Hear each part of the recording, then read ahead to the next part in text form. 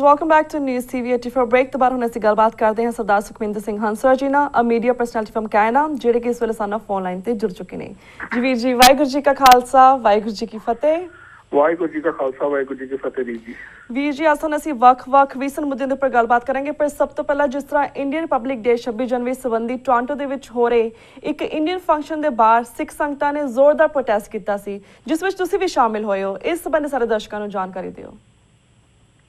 ਬਿਲਕੁਲ ਜੀ ਭਾਵੇਂ ਕਿ 26 ਜਨਵਰੀ ਤਾਂ ਉਹ ਭਾਰਤੀ ਕੌਂਸਲੇਟ ਵੱਲੋਂ ਆਪਣੇ ਆਫਿਸ ਦੇ ਵਿੱਚ ਹੀ ਮਨਾਈ ਜਾਂਦੀ ਹੈ ਪਰ ਉਸ ਤੋਂ ਬਾਅਦ ਉਹਨਾਂ ਨੇ ਇੱਕ ਮੇਲੇ ਵਰਗਾ ਇਵੈਂਟ ਰੱਖਿਆ ਹੁੰਦਾ ਪਿਛਲੇ 10 ਸਾਲ ਦਾ ਉਹਨਾਂ ਨੇ ਸ਼ੁਰੂ ਕੀਤਾ ਤੇ ਇਹ ਹੁੰਦਾ ਵੀ ਬਰੈਂਪਟਨ ਦੇ ਵਿੱਚ ਹੈ ਇਸ ਕਰਕੇ ਬਹੁਤ ਸਾਰੀ ਸੰਗਤ ਜਿਹੜੀ ਇਸ ਗੱਲ ਤੋਂ ਵੀ ਦੁਖੀ ਆ ਕਿ ਟੋਰਾਂਟੋ ਡਾਊਨਟਾਊਨ ਤੋਂ ਆ ਕੇ ਬਰੈਂਪਟਨ ਦੇ ਵਿੱਚ ਇਸ ਤਰ੍ਹਾਂ ਦੇ ਜਸ਼ਨ ਮਨਾਉਣੇ ਖਾਸ ਕਰਕੇ ਉੱਥੇ ਜਿੱਥੇ ਬਹੁਤਾਤ ਦੇ ਵਿੱਚ ਸਿੱਖ ਰਹਿੰਦੇ ਨੇ ਅਤੇ ਸਿੱਖ ਬੜੇ ਚਿੰਤਤ ਨੇ ਭਾਰਤ ਸਰਕਾਰ ਦੇ ਵਤੀਰੇ ਤੋਂ ਇਹਨੂੰ ਇੱਕ ਚੈਲੰਜ ਦੇ ਤੌਰ ਤੇ ਲੈਂਦੇ ਸੀਗੇ ਤੇ ਇਸ ਲੰਘੇ ਐਤਵਾਰ ਨੂੰ ਜਦੋਂ ਉਹਨਾਂ ਨੇ ਆਪਣਾ ਇਵੈਂਟ ਕੀਤਾ ਤਾਂ ਉੱਥੇ ਫਿਰ ਤਕਰੀਬਨ ਜਿੰਨੇ ਕਿ ਇੱਥੇ ਗੁਰਦੁਆਰਾ ਸਾਹਿਬਾਨ ਨੇ ਟੋਰਾਂਟੋ ਦੇ ਵਿੱਚ GTA ਦੇ ਏਰੀਏ ਦੇ ਵਿੱਚ ਤੇ ਜਿੰਨੀਆਂ ਸਿੱਖ ਸੰਸਥਾਵਾਂ ਨੇ ਉਹਨਾਂ ਦੇ ਬਹੁਤਾਤ ਦੇ ਵਿੱਚ ਨੁਮਾਇੰਦਾ ਲੋਕ ਸਾਰੇ ਉੱਥੇ ਪਹੁੰਚੇ ਅਤੇ ਉਹਨਾਂ ਨੇ ਜਿਹੜੇ ਮੁੱਖ ਮੁੱਦੇ ਆ ਉਹਨਾਂ ਨੂੰ ਉੱਥੇ ਖਾਸ ਕਰਕੇ ਉਜਾਗਰ ਕੀਤਾ ਇੱਕ ਤਾਂ ਇਸ ਗੱਲ ਦੀ ਉਹਨਾਂ ਨੇ ਕੀਤੀ ਕਿ ਪਿਛਲੇ 64 ਸਾਲ ਤੋਂ ਹਿੰਦੁਸਤਾਨ ਦੀ ਸਰਕਾਰ ਨੇ ਕੋਈ ਵੀ ਕੋਸ਼ਿਸ਼ ਨਹੀਂ ਕੀਤੀ ਕਿ ਸਿੱਖਾਂ ਨੂੰ ਉਸ ਦਸਤਾਵੇਜ਼ ਦੇ ਉੱਤੇ ਸਿਗਨੇਟਰੀ ਬਣਾ ਲਿਆ ਜਾਏ ਜਿਸ ਦਸਤਾਵੇਜ਼ ਦੀ ਆਪਾਂ ਗੱਲ ਕਰਦੇ ਇੰਡੀਅਨ ਸੰਵਿਧਾਨ ਜਿਹੜਾ 1950 ਦੇ ਵਿੱਚ 26 ਜਨਵਰੀ ਨੂੰ ਇਹਨਾਂ ਨੇ ਲਾਗੂ ਕੀਤਾ ਸੀ ਸਿੱਖ ਉਹਦੇ ਤੇ ਸਿਗਨੇਟਰੀ ਨਹੀਂ ਹੈਗੇ ਇਹ ਗੱਲ ਵੱਖਰੀ ਆ ਕਿ ਸਾਨੂੰ ਇਹਨਾਂ ਨੇ ਉਸੇ ਹੀ ਡੈਮੋਗ੍ਰਾਫਿਕ ਏਰੀਆ ਦੇ ਵਿੱਚ ਲਿਟਰਲੀ ਬੰਦੀ ਬਣਾ ਕੇ ਰੱਖਿਆ ਹੋਇਆ ਸੋ ਅਸੀਂ ਮਜਬੂਰੀ ਵਸ ਬੈ ਕੇ ਵੱਡੀ ਤਾਦਾਦ ਦੇ ਵਿੱਚ ਇਲੈਕਸ਼ਨ ਵੀ ਲੜਦੇ ਨੇ ਸਾਡੇ ਲੋਕ ਉਸ ਸੰਵਿਧਾਨ ਦੇ ਥੱਲੇ ਪਰ ਫਿਰ ਵੀ ਉਸ ਸੰਵਿਧਾਨ ਨੂੰ ਕਦੇ ਵੀ ਸਵੀਕਾਰ ਨਹੀਂ ਕੀਤਾ ਸਿੱਖਾਂ ਨੇ ਅਤੇ 64 ਸਾਲ ਤੋਂ ਉਹਨਾਂ ਨੇ ਵੀ ਕੋਈ ਤਰੱਦਦ ਨਹੀਂ ਕੀਤਾ ਕਿ 25 ਧਾਰਾ ਦੇ ਵਿੱਚ ਅਗਰ ਸਿੱਖਾਂ ਨੂੰ ਰੈਕਗਨਾਈਜੇਸ਼ਨ ਨਹੀਂ ਹੈਗੀ ਕਿ ਚਲੋ ਜੀ ਇਸ ਦੇ ਤਰਮੀਮ ਕਰਕੇ ਘੱਟੋ ਘੱਟ ਮੇਨ ਸਟ੍ਰੀਮ ਸਿੱਖਾਂ ਨੂੰ ਇਸ ਦਾਇਰੇ ਦੇ ਅੰਦਰ ਲਿਆਂਦਾ ਜਾਏ ਸੋ ਇੱਥੋਂ ਇਹਨਾਂ ਦੀ ਨੀਤ ਵੀ ਸਪਸ਼ਟ ਹੁੰਦੀ ਹੈ ਜਦੋਂ ਸਿੱਖਾਂ ਨੂੰ ਇਹ ਗੱਲ ਸਮਝ ਆਉਂਦੀ ਜਾ ਰਹੀ ਆ ਤੇ ਉੱਥੇ ਸਾਡੀਆਂ ਏਰੀਅਨ ਗੈਦਰਿੰਗਸ ਨੇ ਵੱਡੀਆਂ ਹੁੰਦੀਆਂ ਜਾ ਰਹੀਆਂ -25-30 ਡਿਗਰੀ ਸੈਲਸੀਅਸ ਤਾਪਮਾਨ ਸੀਗਾ ਤੇ ਉੱਥੇ 200-250 ਸਿੱਖਾਂ ਨੇ ਖੜ ਕੇ ਸਿਆਪਾ ਕੀਤਾ ਇਹਨਾਂ ਦਾ ਅਤੇ ਸਿਆਪਾ ਵੀ ਇਸ ਤਰ੍ਹਾਂ ਕੀਤਾ ਕਿ ਬਹੁਤਾਤ ਦੇ ਵਿੱਚ ਸਿਰਫ ਤੇ ਸਿਰਫ ਨੌਨ ਪੰਜਾਬੀ ਜਾਂ ਫਿਰ ਨੌਨ ਸਿੱਖ ਕਹਿ ਲਓ ਉਹੀ ਇਸ ਸੈਲੀਬ੍ਰੇਸ਼ਨ ਦੇ ਵਿੱਚ ਗਏ ਜਦੋਂ ਕਿ ਇਹ ਸਿੱਖਾਂ ਦੀ ਵਸੋਂ ਵਾਲਾ ਗਾੜਾ ਬਰੈਂਪਟਨ ਇੱਥੇ ਬਹੁਤਾਤ ਦੇ ਵਿੱਚ ਮੈਜੋਰਟੀ ਸਿੱਖ ਇਹੋ ਜਿਹੀਆਂ ਸੈਲੀਬ੍ਰੇਸ਼ਨ ਇਹੋ ਜਿਹੇ ਮੇਲਿਆਂ ਦੇ ਵਿੱਚ ਵੇਖੇ ਜਾਂਦੇ ਆ ਪਰ ਇਸ ਗੈਦਰਿੰਗ ਦੇ ਵਿੱਚ ਬਹੁਤਾਤ ਦੇ ਵਿੱਚ ਸਿੱਖ ਨਹੀਂ ਗਏ ਤਾਂ ਇਹ ਇੱਕ ਬਹੁਤ ਵੱਡੀ ਪ੍ਰਾਪਤੀ ਸੀ ਖਾਲਿਸਤਾਨ ਦੀ ਗੱਲ ਉੱਥੇ ਉੱਚੀ ਸੁਰ ਦੇ ਵਿੱਚ ਇਸ ਕਰਕੇ ਕੀਤੀ ਗਈ ਕਿ 64 ਸਾਲ ਦੀ ਇਸ ਬੇਭਰੋਸਗੀ 64 ਸਾਲ ਦੇ ਇਸ ਵਿਸ਼ਵਾਸਘਾਤ ਤੋਂ ਬਾਅਦ ਸਿੱਖਾਂ ਦੇ ਕੋਲ ਸਿੱਖ ਕਮਿਊਨਿਟੀ ਦੇ ਕੋਲ ਅਲਟੀਮੇਟਲੀ ਹੋਰ ਕੋਈ ਵੀ ਚਾਰਾ ਨਹੀਂ ਬਚ ਜਾਂਦਾ ਤੇ ਨਾਲ ਡਾਇਸਪੋਰ ਕਸ਼ਮੀਰੀ ਅਲਾਇੰਸ ਦੇ ਨੁਮਾਇੰਦੇ ਵੀ ਸ਼ਾਮਲ ਸੀ ਤੇ ਆਬਵੀਅਸਲੀ ਕਸ਼ਮੀਰੀਆਂ ਦਾ ਵੀ ਬਹੁਤ ਵੱਡਾ ਰੋਸ ਹੈ ਕਿ ਕਸ਼ਮੀਰ ਦੇ ਵਿੱਚ ਜਿਹੜੀ ਭਾਰਤ ਦੀ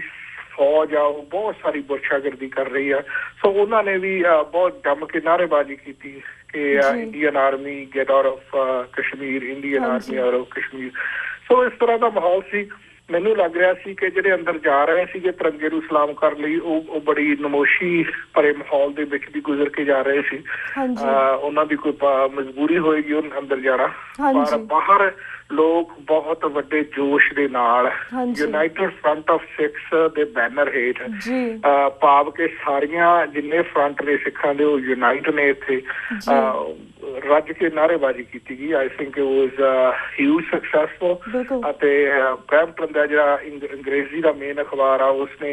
ਅਗਰ 6 ਪੈਰਾਗ੍ਰਾਫ ਇਹਨਾਂ ਦੀ ਸੈਲੀਬ੍ਰੇਸ਼ਨ ਦੇ ਬਾਰੇ ਲਿਖੇ ਉਹਦੇ ਵਿੱਚੋਂ ਤਕਰੀਬਨ 2.5-3 ਪੈਰਾਗ੍ਰਾਫ ਆ ਜਿਹੜੇ ਉਹਨਾਂ ਨੇ ਇਸ ਗੱਲ ਦੇ ਲਿਖੇ ਕਿ ਸਿੱਖ ਵਾਰ ਇਸ ਕਰਕੇ ਪ੍ਰੋਟੈਸਟ ਕਰ ਰਹੇ ਨੇ ਕਿ ਉਹਨਾਂ ਦੇ ਹਿਊਮਨ ਰਾਈਟਸ ਕੁਚਲੇ ਜਾ ਰਹੇ ਨੇ ਉਹਨਾਂ ਦਾ ਜੈਨੋਸਾਈਡ ਹੋਇਆ ਉਹਨਾਂ ਨੂੰ ਕੈਦ ਕਰਕੇ ਰੱਖਿਆ ਹੋਇਆ ਜੀ ਬਿਲਕੁਲ ਬਿਲਕੁਲ ਵੀਰ ਜੀ। ਤੇ ਵੀਰ ਜੀ ਜਿਸ ਤਰ੍ਹਾਂ ਲਾਈਕ ਰੀਸੈਂਟਲੀ 26 ਜਨਵਰੀ ਵਾਲੇ ਦਿਨ also president Obama American president Obama he went to India. ਉੱਥੇ ਸਪੀਚ ਦੇ ਵਿੱਚ ਵੀ ਉਹਨਾਂ ਨੇ ਸਿੱਖਾਂ ਦੀ ਜਾਂ ਫਿਰ ਘੱਟ ਗਿਣਤੀਆਂ ਦੀ ਧਾਰਮਿਕ ਆਜ਼ਾਦੀ ਦੀ ਗੱਲ ਕੀਤੀ। He also mention article 25 and ਅੱਜ ਵੀ on Washington DC he also mention ਬਾਕੀ like what happen in India. ਪਰ ਜਿਸ ਤਰ੍ਹਾਂ ਇੱਕ ਪਾਸੇ ਤਾਂ ਉਹ ਬਾਰ-ਬਾਰ ਧਾਰਮਿਕ ਆਜ਼ਾਦੀ ਦੀ ਗੱਲ ਕਰ ਰਹੇ ਨੇ, ਪਰ ਦੂਸਰੇ ਪਾਸੇ ਸ਼ਿਵ ਸੈਨਾ ਹੋਵੇ ਜਾਂ ਫਿਰ ਬੀਜੇਪੀ ਦੇ ਲੀਡਰ ਬਾਰ-ਬਾਰ ਇਹ ਮੰਗ ਕਰ ਰਹੇ ਨੇ ਕਿ ਭਾਰਤ ਦੇ ਸੰਵਿਧਾਨ 'ਚ ਸੈਕੂਲਰ ਵਰਡ ਕਰ ਦਿੱਤਾ ਜਾਵੇ। ਇਸ ਸਭ ਨੂੰ ਤੁਸੀਂ ਕਿਵੇਂ ਵੇਖਦੇ ਹੋ? ਜਦੋਂ ਮੈਨੂੰ ਪਹਿਲਾਂ ਇਸ ਗੱਲ ਦਾ ਪਤਾ ਲੱਗਾ ਕਿ ਬਰਾਕ ਓਬਾਮਾ 26 ਜਨਵਰੀ ਦੀ ਕੋਈ ਵੀ ਅਮਰੀਕਨ ਪ੍ਰੈਜ਼ੀਡੈਂਟ ਇੰਡੀਆ ਜਾਂਦਾ, ਬਿਜ਼ਨਸ ਕਰਨ ਜਾਂਦਾ, ਆਈ ਹੈਵ ਨੋ ਪ੍ਰੋਬਲਮ, ਉਹਨਾਂ ਨੂੰ ਜਾਣਾ ਚਾਹੀਦਾ। ਪਰ ਜਦੋਂ 26 ਜਨਵਰੀ ਤੇ ਗਿਆ ਤਾਂ ਮੈਨੂੰ ਇਹ ਲੱਗਿਆ ਕਿ ਓਬਾਮਾ ਇੱਕ ਬਹੁਤ ਵੱਡੀ ਪੋਲੀਟੀਕਲ ਗਲਤੀ ਕਰ ਰਿਹਾ ਜੀ, ਕਿਉਂਕਿ ਜਿਸ ਮੁਲਕ ਦੇ ਵਿੱਚ 90 ਔਰਤਾਂ ਇੱਕ ਦਿਹਾੜੀ ਦੇ ਵਿੱਚ ਰਿਪੋਰਟਡਲੀ ਰੇਪ ਕੀਤੀਆਂ ਜਾਂਦੀਆਂ, ਇਹ ਰਿਪੋਰਟਡ ਕੇਸ ਨੇ ਇੰਡੀਆ ਦੇ, ਜਿਹੜੇ ਪਰ ਡੇ 90 ਔਰਤਾਂ ਜਿਹੜੀਆਂ, ਮੈਂ ਟਵੀਟ ਵੀ ਕੀਤਾ ਸੀ, ਖੈਰ ਓਬਾਮਾ ਦੇ ਨਾਂ ਦੇ ਉੱਤੇ ਟਵੀਟ ਕੀਤਾ ਸੀ, ਓਬਾਮਾ ਨੂੰ ਵੀ ਟਵੀਟ ਕੀਤਾ ਸੀ ਕਿ ਜੇ ਤੂੰ ਜਾਣਾ ਆਪਣੀ ਵਾਈਫ ਤੇ ਆਪਣੇ ਲੜਕੀਆਂ ਨੂੰ ਨਾ ਲੈ ਕੇ ਜਾਈਂ, ਉੱਥੇ 90 ਔਰਤਾਂ ਦਿਹਾੜੀ 'ਚ ਬਲਾਤਕਾਰ ਹੁੰਦਾ, ਮੁੜ ਕੇ ਤੂੰ ਫਿਰ ਪਿੱਟੇਗਾ। ਕਹਿਣ ਦਾ ਭਾਵ ਆ ਇਹੋ ਜਿਹੇ ਮੁਲਕ ਦੇ ਵਿੱਚ ਪ੍ਰੈਜ਼ੀਡੈਂਟ ਨੂੰ ਉਹਨਾਂ ਦੀ ਸੈਲੀਬ੍ਰੇਸ਼ਨ ਦੇ ਵਿੱਚ ਸ਼ਾਮਲ ਹੋਣਾ, ਮੈਨੂੰ ਇਹ ਗੱਲ ਸਮਝ ਨਹੀਂ ਆਈ। ਪਰ ਚਲੋ ਅਖੀਰ ਦੇ ਵਿੱਚ ਆਪਣੀ ਜਿਹੜੀ ਤੀਸਰੇ ਦਿਨ ਦੀ ਉਹਦੀ ਸਪੀਚ ਸੀਗੀ, ਉਹਦੇ ਵਿੱਚ ਉਹਨੇ ਧਾਰਮਿਕ ਆਜ਼ਾਦੀ ਦੀ ਗੱਲ ਕੀਤੀ, ਕਿਉਂਕਿ ਧਰਮ ਪਰਿਵਰਤਨ ਹੋ ਰਿਹਾ। ਹੁਣ ਵੈਲੈਂਟਾਈਨਸ ਡੇ ਦੇ ਉੱਤੇ ਵੀ ਪਤਾ ਲੱਗਿਆ ਕਿ ਹਿੰਦੂ ਦਾ ਵੀ ਬਹੁਤ ਵੱਡੀ ਪੱਧਰ ਦੇ ਉੱਤੇ ਧਰਮ ਪਰਿਵਰਤਨ ਕਰ ਰਹੇ ਨੇ, ਵੈਲੈਂਟਾਈਨਸ ਡੇ ਦੇ ਉੱਤੇ ਘੱਟੋ ਘੱਟ ਪਲਾਨ ਕਰ ਰਹੇ ਨੇ, ਸਫਲ ਹੋਣਗੇ ਜਾਂ ਨਹੀਂ। ਦੂਸਰੇ ਪਾਸੇ ਕੁਝ ਅਚੀਵਮੈਂਟ ਓਬਾਮਾ ਨੇ ਉੱਥੇ ਕੀਤੀਆਂ, ਜਿਹੜੀ ਪਹਿਲਾਂ ਕੋਈ ਸੰਧੀ ਕੀਤੀ ਹੋਈ ਸੀ ਨਿਊਕਲੀਅਰ ਦੇ ਉੱਤੇ, ਉਸ ਨੂੰ ਥੋੜਾ ਜਿਹਾ ਫਰਮ ਕਰਕੇ ਕਹਿ ਦਿੱਤਾ ਗਿਆ ਕਿ ਬੜੀਆਂ ਅਚੀਵਮੈਂਟਸ ਹੋ ਗਈਆਂ ਨੇ, ਲਓ ਜੀ ਭਾਰਤ ਤੇ ਅਮਰੀਕਾ ਦੀ ਹੁਣ ਯਾਰੀ ਦੋਸਤੀ ਵੱਧ ਗਈ। ਇਹ ਟ੍ਰੈਡੀਸ਼ਨਲੀ ਕਦੇ ਵੀ ਦੋਸਤ ਨਹੀਂ ਰਹੇ। ਟ੍ਰੈਡੀਸ਼ਨਲੀ ਇਹਨਾਂ ਦੀ ਸੋਚ, ਇਹਨਾਂ ਦੀ ਗਵਰਨੈਂਸ ਦਾ ਜਿਹੜਾ ਢੰਗ ਤਰੀਕਾ ਉਹ ਟੋਟਲੀ ਵੱਖਰਾ ਹੈ, ਤੇ ਇੰਡੀਆ ਤੇ ਅਮਰੀਕਾ ਕਦੇ ਵੀ ਇੱਕ ਟੇਬਲ ਉੱਤੇ ਬੈਠ ਕੇ ਇੱਕ ਟੀਮ ਦੇ ਵਿੱਚ, ਇੱਕ ਸੁਰਤਾਲ ਦੇ ਵਿੱਚ ਗੱਲ ਨਹੀਂ ਕਰ ਸਕਦੇ। ਆਉਣ ਵਾਲੇ ਸਮੇਂ ਦੇ ਵਿੱਚ ਇਹ ਵੀ ਸਾਡੇ ਸਾਹਮਣੇ ਆਏਗਾ ਕਿ ਜਿਸ ਹਿੰਦੁਸਤਾਨ ਦੇ ਪ੍ਰਧਾਨ ਮੰਤਰੀ ਨੂੰ ਅਮਰੀਕਾ ਵਿਜ਼ਿਟ ਕਰਨ ਦਾ ਹੀ ਅਲਾਉਡ ਨਹੀਂ ਸੀ, ਜਦੋਂ ਉਹ ਪ੍ਰਧਾਨ ਮੰਤਰੀ ਬਣ ਗਿਆ, ਆਲ ਆਫ ਸਡਨ ਉਹ ਸੱਚ ਨਾਈਸ ਗਾਈ ਕਿਸ ਤਰ੍ਹਾਂ ਬਣ ਗਿਆ ਕਿ ਓਬਾਮਾ ਜਾ ਕੇ ਉਹਨੂੰ ਜੱਫੀਆਂ ਪਾ ਰਿਹਾ। ਇਹ ਅਮਰੀਕਨ ਪ੍ਰੈਜ਼ੀਡੈਂਟ ਨੂੰ ਕਿਤੇ ਨਾ ਕਿਤੇ ਜਾ ਕੇ ਇਹਨਾਂ ਗੱਲਾਂ ਦੇ ਜਵਾਬ ਦੇਣੇ ਪੈਣਗੇ। ਜੇ ਕਿਸੇ ਪੱਤਰਕਾਰ ਨੂੰ ਨਹੀਂ ਉਹ ਅਲਾਉ ਕਰਨਗੇ ਸਵਾਲ ਪੁੱਛਣ ਦੇ, ਇਤਿਹਾਸ ਦੇ ਵਿੱਚ ਜ਼ਰੂਰ ਜਵਾਬ ਦੇਣਾ ਪਏਗਾ। ਸੋ ਮੈਂ ਸਮਝਦਾ ਹਾਂ ਕਿ ਓਬਾਮਾ ਦੀ ਜਿਹੜੀ ਇਹ ਫੇਰੀ ਆ, ਇਹ ਇਹਨਾਂ ਦੋਨਾਂ ਕੰਟਰੀਆਂ ਦਾ ਇੱਕ ਮਜ਼ਾਕ ਦਾ ਪਾਤਰ ਬਣ ਕੇ ਰਹਿ ਗਈ ਆ। ਜੀ ਤੇ ਵੀਰ ਜੀ, as you mention before, Kashmir ਦੇ ਬਾਰੇ ਗੱਲਬਾਤ ਕੀਤੀ ਸੀ। ਜਿਸ ਤਰ੍ਹਾਂ ਅੱਜ 5 ਫਰਵਰੀ ਦਾ ਦਿਨ ਹੈ, ਕਸ਼ਮੀਰ ਸੋਲੀਡੈਰਿਟੀ ਡੇ ਹੈ, ਇਸ ਦਿਨ ਦੇ ਮੌਕੇ ਭਾਰਤੀ ਨਕਸ਼ੇ ਵਿੱਚ ਕੈਦ ਅੱਡ-ਅੱਡ ਕੌਮਾਂ ਦੀਆਂ ਆਜ਼ਾਦੀ ਲਹਿਰਾਂ ਸੰਬੰਧੀ ਤੁਸੀਂ ਕੀ ਕਹਿਣਾ ਚਾਹੋਗੇ? ਮੈਂ ਤਾਂ ਇਹੀ ਸੋਚਦਾ ਕਿ ਜਦੋਂ 1947 ਦੇ ਵਿੱਚ ਬ੍ਰਿਟਿਸ਼ ਉੱਥੋਂ ਆਏ ਆ, ਮੈਨੂੰ ਇਹ ਲੱਗਦਾ ਸੀ ਕਿ ਬ੍ਰਿਟਿਸ਼ ਆਉਣਾ ਨਹੀਂ ਸੀ ਚਾਹੁੰਦੇ, ਇਸ ਕਰਕੇ ਇਹ ਕਸ਼ਮੀਰ ਅਤੇ ਪੰਜਾਬ ਦਾ ਜਿਹੜਾ ਮਸਲਾ ਉਹ ਵਿੱਚ ਛੱਡ ਕੇ ਆਏ ਨੇ ਤਾਂ ਕਿ ਉਹ ਰੀਵਿਜ਼ਿਟ ਕਰ ਸਕਣ। ਕਿਉਂਕਿ ਕਸ਼ਮੀਰੀ ਨਾ ਤਾਂ ਪਾਕਿਸਤਾਨ ਦਾ ਹਿੱਸਾ ਨੇ, ਕਸ਼ਮੀਰੀ ਨਾ ਹਿੰਦੁਸਤਾਨ ਦਾ ਹਿੱਸਾ ਨੇ। ਇਸੇ ਤਰ੍ਹਾਂ ਹੀ ਪੰਜਾਬ ਦੇ ਲੋਕ ਕਦੇ ਵੀ ਹਿੰਦੁਸਤਾਨ ਦਾ ਹਿੱਸਾ ਨਹੀਂ ਰਹੇ। ਇਹਨਾਂ ਨੂੰ ਇੱਕ ਰੱਸੇ ਦੇ ਵਿੱਚ ਨੈੜ ਕੇ ਵਾਪਸ ਆ ਜਾਣਾ, ਇਹ ਬ੍ਰਿਟਿਸ਼ ਗਵਰਨਮੈਂਟ ਦੀ ਮੈਂ ਸਮਝਦਾ ਕਿ ਇੱਕ ਬਹੁਤ ਵੱਡੀ ਜਾਂ ਤਾਂ ਚਾਲ ਹੋ ਸਕਦੀ ਹੈ ਜਾਂ ਫਿਰ ਨਾਦਾਨੀ ਹੋ ਸਕਦੀ ਹੈ। ਚਾਲ ਹੀ ਹੋ ਸਕਦੀ ਹੈ ਕਿਉਂਕਿ ਹੁਣ ਜਿਹੜੇ ਡਾਕੂਮੈਂਟਸ ਬਾਹਰ ਆ ਰਹੇ ਨੇ ਕਿ ਥੈਚਰ ਕਿਸ ਤਰ੍ਹਾਂ ਸਿੱਖਾਂ ਦੇ ਨਾਲ ਖਾਰ ਖਾਂਦੀ ਸੀ, ਕਿਸ ਤਰ੍ਹਾਂ ਪ੍ਰਧਾਨ ਮੰਤਰੀ ਦੇ ਨਾਲ ਮਿਲ ਕੇ ਸਾਨੂੰ ਡੀਮੋਰਲਾਈਜ਼ ਕਰਨ ਦੀ ਖਾਤਰ ਜਾਂ ਸਾਨੂੰ ਡੀਮੋਨਾਈਜ਼ ਕਰਨ ਦੀ ਖਾਤਰ ਪਲੈਨਿੰਗ ਦੇ ਵਿੱਚ ਹਿੱਸਾ ਪਾ ਰਹੀ ਸੀ। ਇਹ ਸਾਰੀਆਂ ਗੱਲਾਂ ਜਦੋਂ ਅਨਫੋਲਡ ਹੁੰਦੀਆਂ ਤਾਂ ਬੜੀ ਕਲੀਅਰ ਪਿਕਚਰ ਸਾਹਮਣੇ ਆ ਜਾਂਦੀ ਹੈ। ਸੋਲਿਡ ਹੈ ਕਸ਼ਮੀਰ ਸੋਲੀਡੈਰਿਟੀ ਡੇ ਦੇ ਉੱਤੇ ਮੈਂ ਇਹੀ ਕਹਿਣਾ ਚਾਹੂੰਗਾ ਕਿ ਕਸ਼ਮੀਰ ਨੇ ਵੀ ਸਾਡੇ ਵਾਂਗ ਬੜੀ ਭਾਰੀ ਕੀਮਤ ਚੁਕਾਈ ਆ। ਉਹ ਜਦ ਤੱਕ ਆਜ਼ਾਦ ਨਹੀਂ ਹੁੰਦੇ, ਜਦ ਤੱਕ ਖਾਲਿਸਤਾਨ ਆਜ਼ਾਦ ਨਹੀਂ ਹੁੰਦਾ, ਤਾਂ ਉਸ ਸਾਊਥ ਈਸਟ ਏਸ਼ੀਆ ਦੇ ਖਿੱਤੇ ਦੇ ਵਿੱਚ ਕਦੇ ਵੀ ਸ਼ਾਂਤੀ ਨਹੀਂ ਆ ਸਕਦੀ। ਦੀ ਓਨਲੀ ਵੇ, ਇੱਕੋ ਢੰਗ ਦੇ ਨਾਲ ਉੱਥੇ ਦੇ ਲੋਕ ਸ਼ਾਂਤ ਰਹਿ ਸਕਦੇ ਨੇ ਕਿ ਉੱਥੇ ਇਹਨਾਂ ਸਟੇਟਸ ਨੂੰ ਆਜ਼ਾਦੀ ਦਿੱਤੀ ਜਾਏ, ਇਹਨਾਂ ਸਟੇਟਸ ਨੂੰ ਮੁੜ ਕੇ ਡਰਾਇੰਗ ਟੇਬਲ ਤੇ ਬੈਠ ਕੇ ਇਹਨਾਂ ਦੀਆਂ ਮੁੜ ਕੇ ਹੱਦਾਂ ਮਿੱਥੀਆਂ ਜਾਣ। जी ਤੇ we just we have 3 minutes left at the end ਜਿਸ ਤਰ੍ਹਾਂ today is the 5th of February ਪਰ ਜਿਸ ਤਰ੍ਹਾਂ 7 ਫੈਬਰੂਅਰੀ ਨੂੰ ਦਿੱਲੀ ਦੇ ਵਿੱਚ ਜਿਹੜੀਆਂ ਵਿਧਾਨ ਚੋਣਾਂ ਪੈਣ ਜਾ ਰਹੀਆਂ ਨੇ ਜਿਸ ਦੇ ਵਿੱਚ ਇਟਸ ਲਾਈਕ ਬਹੁਤ ਓਪੀਨੀਅਨ ਪੋਲਸ ਦੇ ਸਾਹਮਣੇ ਇਸ਼ਾਰਾ ਹੋ ਰਿਹਾ ਕਿ ਜਿਹੜੀ ਆਮ ਆਦਮੀ ਪਾਰਟੀ ਪੋਸੀਬਲੀ ਉਹ ਚੋਣ ਨਤੀਜਿਆਂ ਦੇ ਵਿੱਚ ਜਿੱਤੀ ਜਾਏਗੀ ਤੁਹਾਨੂੰ ਕੀ ਲੱਗਦਾ ਕਿ ਇਸ ਦਾ ਘੱਟ ਗਿਣਤੀਆਂ ਖਾਸ ਕਰਕੇ ਸਿੱਖਾਂ ਤੇ ਕੀ ਪ੍ਰਭਾਵ ਪਏਗਾ ਜਾਂ ਫਰਕ ਪਵੇਗਾ ਚਲੋ ਮੈਨੂੰ ਇਹ ਲੱਗਦਾ ਕਿ ਦਿੱਲੀ ਦੇ ਵਿੱਚ ਜੋ ਕੁਝ ਇਸ ਵਕਤ ਹੋ ਰਿਹਾ ਇਹ ਬੜਾ ਅਨਫੋਰਚੂਨੇਟ ਹੋ ਰਿਹਾ ਕਿ ਇੱਕ ਕੈਪੀਟਲ ਦੇ ਵਿੱਚ ਜਿਹੜੀ ਹਿੰਦੁਸਤਾਨ ਦੀ ਹਾਕਮ ਜਮਾਤ ਹੈ ਉਹਦੇ ਉੱਤੇ ਇਹ ਦੋਸ਼ ਲੱਗ ਰਹੇ ਨੇ ਕਿ ਉਹ ਘਰਾਂ ਵਿੱਚ ਜਾਂਦੇ ਨੇ ਗਰੀਬਾਂ ਦੇ ਪੈਸੇ ਦਿੰਦੇ ਨੇ ਉਹਨਾਂ ਦੇ ਵੋਟਰ ਕਾਰਡ ਫੜ ਕੇ ਡਿਸਟਰੋਏ ਕਰਦੇ ਨੇ ਤੇ ਉਹਨਾਂ ਦੀਆਂ ਉਂਗਲਾਂ ਦੇ ਉੱਤੇ ਨਿਸ਼ਾਨ ਲਾਉਂਦੇ ਨੇ ਵੀ ਇਹਨਾਂ ਨੇ ਵੋਟਾਂ ਪਾ ਦਿੱਤੀਆਂ ਉਹ ਵੋਟਰ ਜਿਹੜੇ ਕਿ ਟ੍ਰੈਡੀਸ਼ਨਲੀ ਗਰੀਬ ਉਮੀਦਵਾਰਾਂ ਨੂੰ ਵੋਟ ਪਾਉਣਗੇ ਇਨ ਦਿਸ ਕੇਸ ਉਹ ਆਮ ਆਦਮੀ ਦੇ ਉਮੀਦਵਾਰ ਨੂੰ ਵੋਟ ਪਾਉਣਗੇ ਸੋ ਜਦੋਂ ਇਹੋ ਜਿਹੇ ਦੋਸ਼ ਉਹੋ ਜਿਹੀਆਂ ਹਾਕਮ ਜਮਾਤਾਂ ਤੇ ਲੱਗ ਜਾਂਦੇ ਨੇ ਫਿਰ ਮੈਨੂੰ ਲੱਗਦਾ ਹੈ ਕਿ ਜਿਹੜੀ ਲੋਕਤੰਤਰਤਾ ਉਹਦੀ ਕੋਈ ਕੀਮਤ ਨਹੀਂ ਰਹਿ ਜਾਂਦੀ ਉਹਦੀਆਂ ਧੱਜੀਆਂ ਉਡਾਈਆਂ ਜਾ ਰਹੀਆਂ ਨੇ ਬਹੁਤ ਸਾਰੇ ਪੋਲਸ ਦੱਸ ਰਹੇ ਨੇ ਕਿ ਕੋਈ ਕਹਿੰਦਾ 38-39 ਸੀਟਾਂ ਆਮ ਆਦਮੀ ਪਾਰਟੀ ਲਈ ਆਏਗੀ ਇੱਕ ਨੇ 50 ਵੀ ਕਿਹਾ ਵੀ 50 ਤੱਕ ਵੀ ਲਿਜਾ ਸਕਦੀ ਹੈ ਤਾਂ ਮੈਨੂੰ ਇਹ ਲੱਗਦਾ ਕਿ ਅਗਰ ਦਿੱਲੀ ਦੇ ਵਿੱਚ ਆਮ ਆਦਮੀ ਪਾਰਟੀ ਜਿੱਤਦੀ ਹੈ ਤਾਂ ਦਿੱਲੀ ਦੇ ਸਿੱਖਾਂ ਨੂੰ ਅਤੇ ਸਿੱਖਾਂ ਦੇ ਜਿਹੜੇ ਮਸਲੇ ਨੇ ਕਿਉਂਕਿ ਤਾਂ ਸਾਡਾ ਬਿਗਰ ਮਸਲਾ ਹੈ ਖਾਲਿਸਤਾਨ ਦੀ ਆਜ਼ਾਦੀ ਅਤੇ ਸਿੱਖ ਕੌਮ ਦੀ ਮੁਕੰਮਲ ਤੌਰ ਤੇ ਆਜ਼ਾਦੀ ਉਹਨੂੰ ਤਾਂ ਸ਼ਾਇਦ ਆਮ ਆਦਮੀ ਪਾਰਟੀ ਆਉਣ ਦੇ ਨਾਲ ਕਿਸੇ ਨਾ ਕਿਸੇ ਢੰਗ ਦੇ ਨਾਲ ਉਹਦੇ ਵਿੱਚ ਖੜੋਤ ਵੀ ਆ ਸਕਦੀ ਆ ਉਹਨੂੰ ਨੁਕਸਾਨ ਵੀ ਹੋ ਸਕਦਾ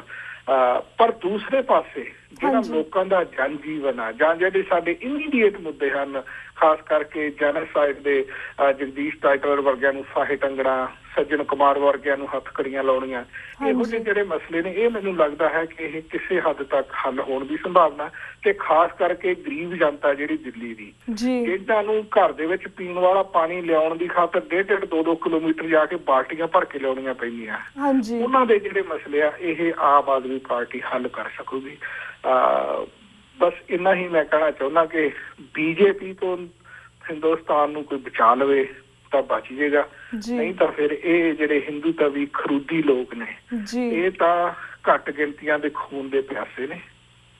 ਤੇ ਮੈਂ ਸਮਝਦਾ ਹਾਂ ਕਿ ਇਹਨਾਂ ਨੂੰ ਜਿੰਨੀ ਵੀ ਜਲਦੀ ਹੋ ਸਕੇ ਇਸ ਨਕਸ਼ੇ ਤੋਂ ਪੋਲੀਟੀਕਲੀ ਸਮਾਪਤ ਕਰ ਦੇਣਾ ਹੀ ਹਿੰਦੁਸਤਾਨ ਦੇ ਹੱਕ ਵਿੱਚ ਆਏਗਾ ਜੀ ਬਿਲਕੁਲ ਤੇ ਵੀਰ ਜੀ within 1 minute I would like to ask you one last question because it just came to my mind ਜਿਸ ਤਰ੍ਹਾਂ like recently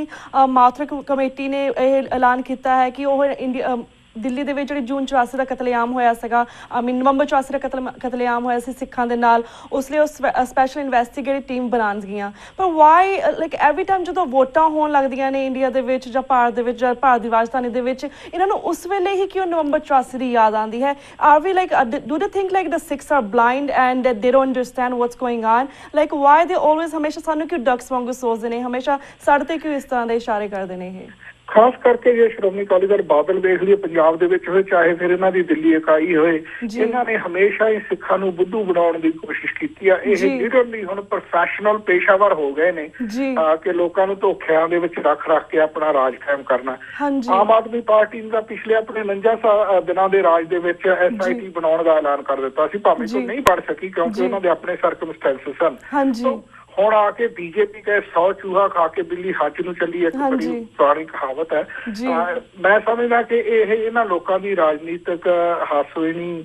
ਸਥਿਤੀ ਪੈਦਾ ਕਰਦੀ ਹੈ ਤੇ ਆਉਣ ਵਾਲੇ ਦਿਨਾਂ ਦੇ ਵਿੱਚ ਇਹ ਵੀ ਸਪਸ਼ਟ ਹੋ ਜਾਏਗਾ ਕਿ ਇਹ ਲੋਕ ਕਿੰਨੇ ਕੁ ਪਾਣੀਆਂ ਦੇ ਵਿੱਚ ਨੇ ਜੀ ਬਿਲਕੁਲ ਥੈਂਕ ਯੂ ਸੋ ਮਚ ਵੀਰ ਜੀ ਤੁਸੀਂ ਇਸ ਕੁਐਸਚਨ ਦੇ ਉੱਪਰ ਵੀ ਆਪਣਾ ਆਨਸਰ ਦਿੱਤਾ because this is a time to bring awareness to our community specially ਜਿਹੜੇ ਦਿੱਲੀ ਦੇ ਵਿੱਚ ਨੇ ਸੋ ਵੀਰ ਜੀ thank you so much for that and ਇਹਦੇ ਵਿੱਚ ਮੈਂ ਇੱਕ ਅਨਾਉਂਸਮੈਂਟ ਕਰਨੀ ਚਾਹੁੰਦਾ ਕਿ ਸ਼ਹੀਦ ਸੰਤ ਜਰਨੈਲ ਸਿੰਘ ਜੀ ਖਾਲਸਾ ਪਿੰਡਰਾਂ ਵਾਲਿਆਂ ਦਾ ਜਨਮ ਦਿਹਾੜਾ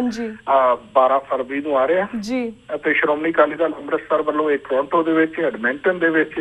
ਅਤੇ ਮੌਂਟਰੀਅਲ ਦੇ ਵਿੱਚ ਮਨਾਇਆ ਜਾ ਰਿਹਾ ਖਾਸ ਕਰਕੇ 15 ਤਾਰੀਖ ਨੂੰ ਟੋਰਾਂਟੋ 'ਚ 22 ਨੂੰ ਮੌਂਟਰੀਅਲ ਦੇ ਵਿੱਚ ਤੇ ਸ਼ਾਇਦ 22 ਦੇ ਕਰੀਬ ਹੀ ਐਡਮਿੰਟਨ ਦੇ ਵਿੱਚ ਮਨਾਇਆ ਜਾ ਰਿਹਾ ਤੇ ਮੈਂ ਹਾਂਜੀ। ਸੱਚੀ ਸੰਗਤ ਕੈਨੇਡਾ ਦੀ ਜਿੱਥੇ ਵੀ ਇਹ ਆਵਾਜ਼ ਜਾਂਦੀ ਹੈ ਜੀ। TV84 ਦੀ ਹੁਣ ਤਾਂ ਖੈਰ ਬੈਲ ਹਾਂਜੀ। ਕੈਨੇਡਾ ਦੇ ਥਰੂ ਬਿਲਕੁਲ। ਕਾਫੀ ਇਹਦਾ ਸਕੋਪ ਵੱਧ ਗਿਆ, ਦਾਇਰਾ ਵੱਧ ਗਿਆ। ਹਾਂਜੀ। ਤੁਹਾਨੂੰ ਬਹੁਤ ਬਹੁਤ ਮੁਬਾਰਕਾਂ ਇਸ ਥੈਂਕ ਯੂ ਸੋ ਮਚ ਵੀਰ ਜੀ। ਕਿ ਸੰਗਤਾਂ ਜਿਹੜੀਆਂ ਕਿਉਂਕਿ 20ਵੀਂ ਸਦੀ ਦਾ ਗ੍ਰੇਟ ਮਹਾਨ ਸਿੱਖ ਉਹ ਤਾਂ ਹੀ ਆ ਹਾਂਜੀ। ਕਿਉਂਕਿ ਉਸਨੇ ਉਸ ਦੀਆਂ ਜੋ ਸੇਵਾਵਾਂ ਨੇ ਅਸੀਂ ਉਹਨਾਂ ਨੂੰ ਦੀ ਗ੍ਰੇਟੈਸਟ ਮੰਨਦੇ ਆ। ਜੀ। ਤੇ ਜਦੋਂ ਫਿਰ ਦੀ ਗ੍ਰੇਟੈਸਟ ਮੰਨਦੇ ਆ ਤਾਂ ਫਿਰ ਅਸੀਂ ਉਹਦੇ ਜਨਮ ਦਿਹਾੜੇ ਦੇ ਉੱਤੇ ਇਕੱਠੇ ਹੋ ਕੇ ਉਹਨਾਂ ਦੀਆਂ ਬਾਤਾਂ ਜ਼ਰੂਰ ਪਾ ਸਕੀਏ। ਮੈਂ ਸਮੁੱਚੀ ਸੰਗਤ ਨੂੰ ਕਹੂੰਗਾ ਕਿ ਜ਼ਰੂਰ ਹੋਮ ਹਮਾ ਕੇ ਪਹੁੰਚੋ ਜੀ। ਜੀ ਬਿਲਕੁਲ, thank you so much for that information ਵੀਰ ਜੀ। ਵਾਹਿਗੁਰੂ ਜੀ ਕਾ ਖਾਲਸਾ, ਐਂਡ ਤੁਹਾਡੇ ਕੋਲ ਵਾਹਿਗੁਰੂ ਵਕਤ ਹੋ ਗਿਆ ਇਜਾਜ਼ਤ ਲੈਣ ਦਾ। ਵਾਹਿਗੁਰੂ ਜੀ ਕਾ ਖਾਲਸਾ, ਵਾਹਿਗੁਰੂ ਜੀ ਕੀ ਵਾਹਿਗੁਰੂ ਫਤਿਹ। ਜੀ ਕੀ ਫਤਿਹ। ਵਿਊਅਰਸ, ਵਕਤ ਹੋ ਗਿਆ ਹੈ ਤੁਹਾਡੇ ਕੋਲ ਇਜਾਜ਼ਤ ਲੈਣ ਦਾ। ਕੱਲ੍ਹ ਨੂੰ ਮਿਲਾਂਗੇ ਸੇਮ ਟਾਈਮ ਸੇਮ ਸ਼ੋ ਤੇ। ਤਦ ਤੱਕ ਲਈ ਵਾਹਿਗੁਰੂ ਜੀ ਕਾ ਖਾਲਸਾ, ਵਾਹਿਗੁਰੂ ਜੀ ਕੀ ਫਤਿਹ।